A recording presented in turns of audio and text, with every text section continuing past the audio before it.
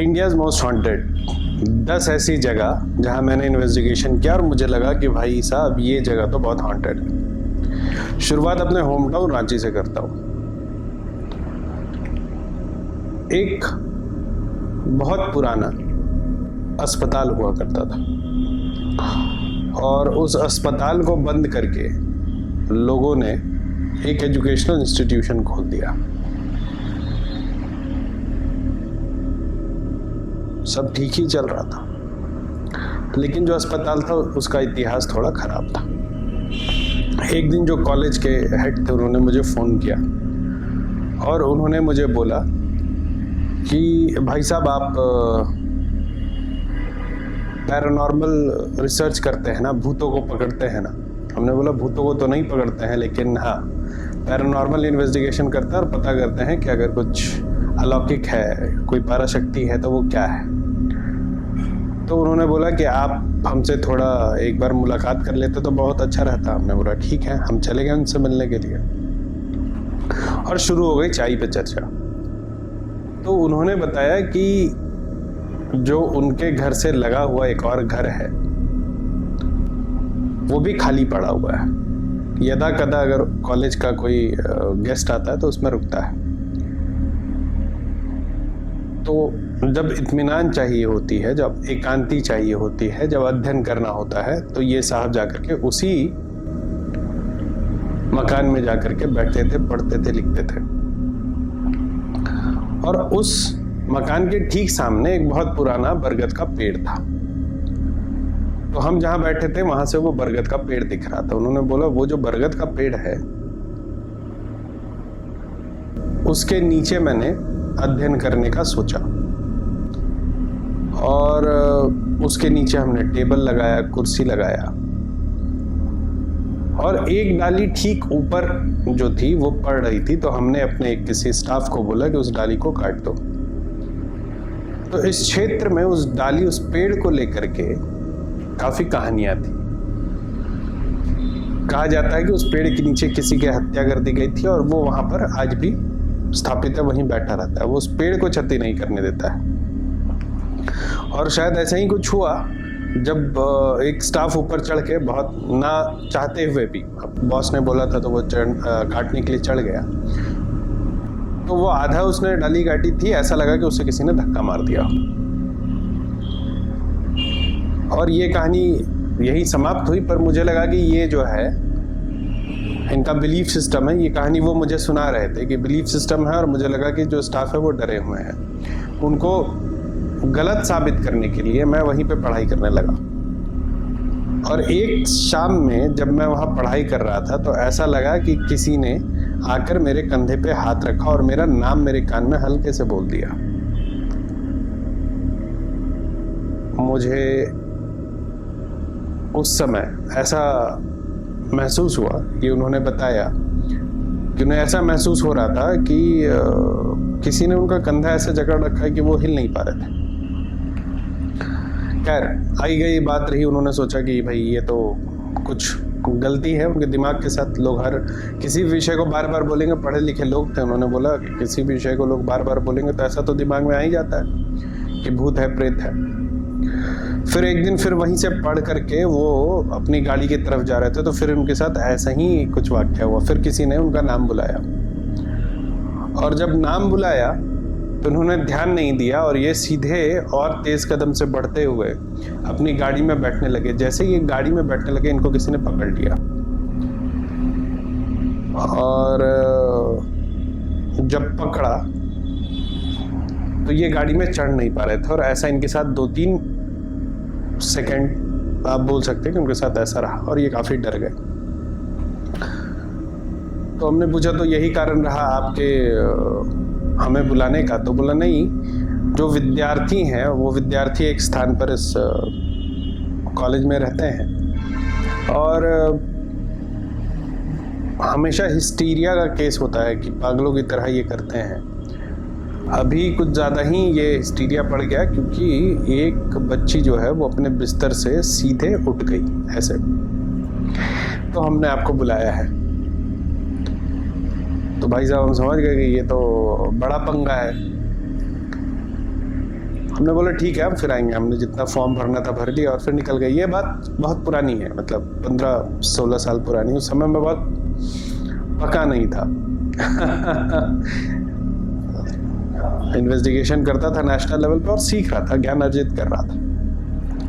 लेकिन अगर इतनी बड़ी शक्तियां हैं तो उनसे कैसे निपटा जाए। हम तो शक्तियों के बारे में क्योंकि वेस्टर्न फिलॉसफीज में पढ़ते थे, तो ये एक केटीव मीटर लेके बैठते थे, इससे बात करते थे कि आप यहाँ हैं तो 2 बत्तियां जलाइए, 3 बत्तियां जलाइए, और ऐसा ही होता था। या फिर मोशन सेंसर पे कोई अगर मूवमेंट होता था तो वो पता चलता था।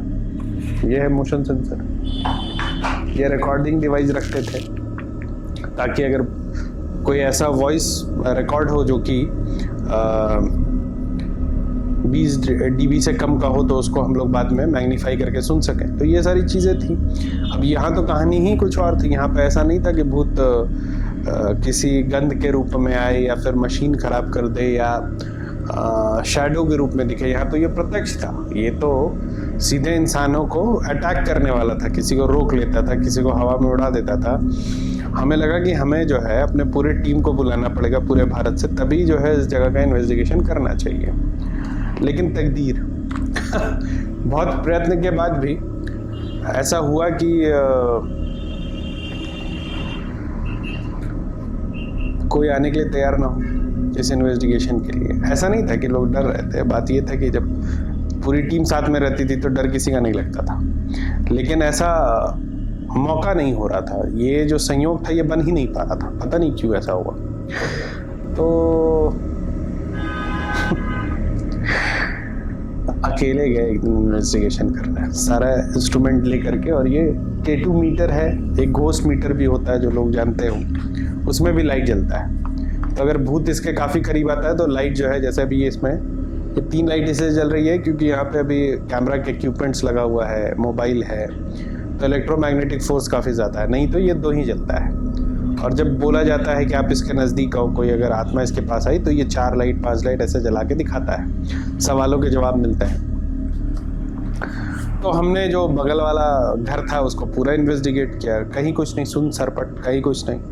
बड़ा बुरा लगा, ठीक है। और हमारे साथ 2 हमारे मित्र गए हुए थे, वो पूर्ण लठैत जैसे थे, उनको इसीलिए रखा था कि कुछ हो तो भाई बचा लेना।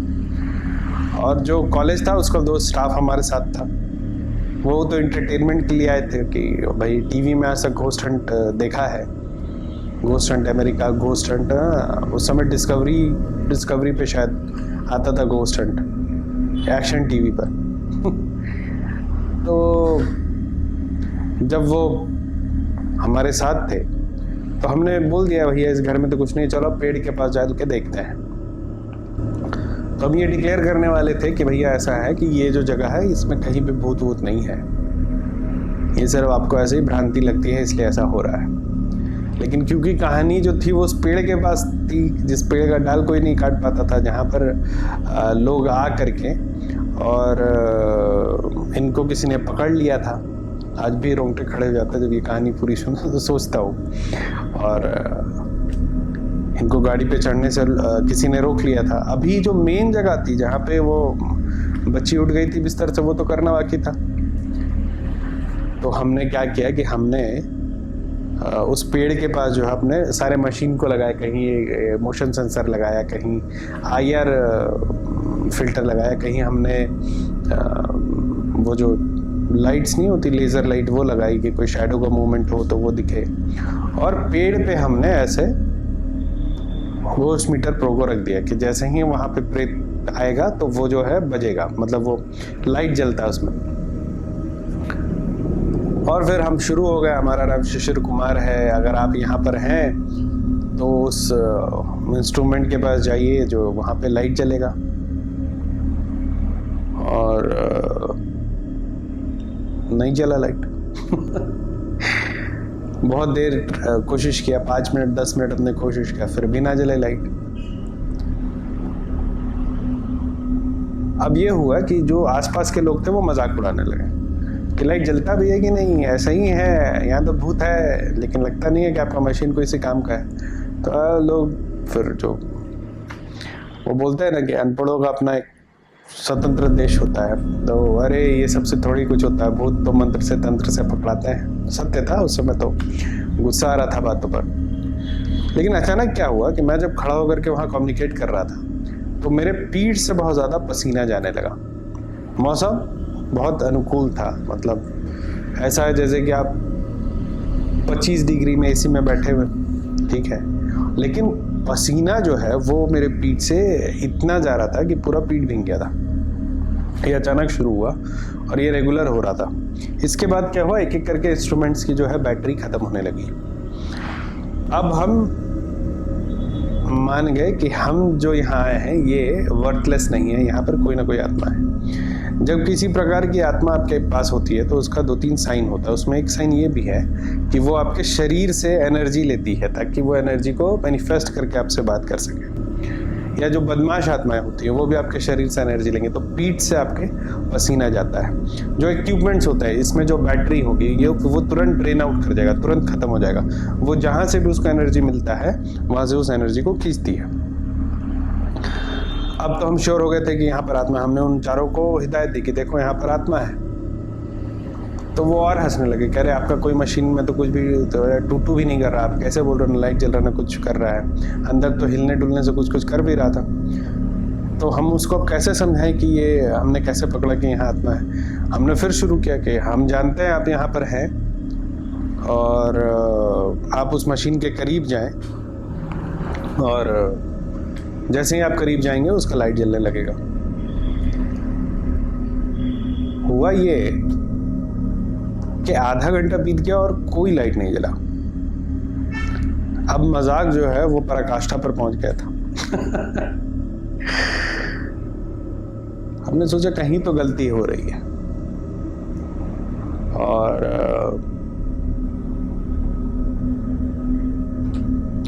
एक हमने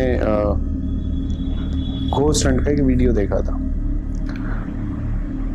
उसमें जो पुराने ज़माने में किस पद्धति से, जब ये ऐसे इलेक्ट्रॉनिक इक्विपमेंट्स नहीं होते तो कैसे इन्वेस्टिगेशन होता था, उस पर एक पूरा व्याख्यान था, डॉक्यूमेंट्री थी। अचानक उसमें से एक पद्धति ना ध्यान में आ गया और हमने बोला कि हमें पता है आप यहाँ हैं, अब मशीन के जरिए हमसे बात नहीं करना चाहते हैं, आप जो है ये जो पेड़ है इसको बाएं से दाएं हिलाएं, ठीक है। 5 लोग खड़े थे। मौसम हमने कितना बताया, 25 डिग्री, मतलब अच्छा समशीतोष वातावरण था। लेकिन वो जो पेड़ था वो बरगद का पेड़, सैकड़ों साल पुराना, वो आधा पेड़ बाएं से दाएं हिला। हमने बोला कि अब दाएं से बाएं आप हिलिए, वो दाएं से बाएं हिला। हमने बोला और जोर से हिलिए, वो पेड़ जोर जोर से हिलने लगा। जब मतलब मैंने बिल्कुल श्योर कर लिया कि लेफ्ट राइट जैसा मैं कमांड दे रहा हूँ वैसे ही वो हिल रहा है, तो मैं समझ गया कि यहाँ पर अब प्रेत है। अब मैंने सोचा जो हमारे साथ 4 लोग हैं उसका भी अब थोड़ा सा साक्षात्कार करवाए। मुड़ के देखा तो 4 में 2 भाग चुके थे। जो कॉलेज के जो अपने उनके कर्मचारी थे वो भाग खड़े हुए थे वहाँ से डर से, क्योंकि ये पूरा जो कहीं पे हवा नहीं चल रहा, सिर्फ पेड़ हिल रहा है, समझने वाली बात है, ये तो डरावना बात था। अब जो बाकी हमारे साथ 2 आए थे उसमें से हमने बोला देखो अब तो तय हो गया कि प्रेत यहाँ है, वो जो पेड़ पे हमने मशीन रखा वो थोड़ा उतार लाओ। अब ये दोनों भी भाग गए। इसके बाद रिकॉर्डर के जरिए हमने, कहाँ गया भाई हमारा रिकॉर्डर के जरिए हमने कुछ बातें की, कुछ समझ में आया और उसके बाद हमने ये डिक्लेयर किया कि हाँ इस स्थान पर भूत है और काफ़ी मजबूत है। फिर वहाँ से हम दूसरे एम्प्लॉय को लेके, क्योंकि वो दोनों भाग गए थे, जो मेन जगह था, जो अस्पताल था जिसको एजुकेशनल इंस्टीट्यूशन बना दिया गया था, वहाँ पर जाने वाले थे।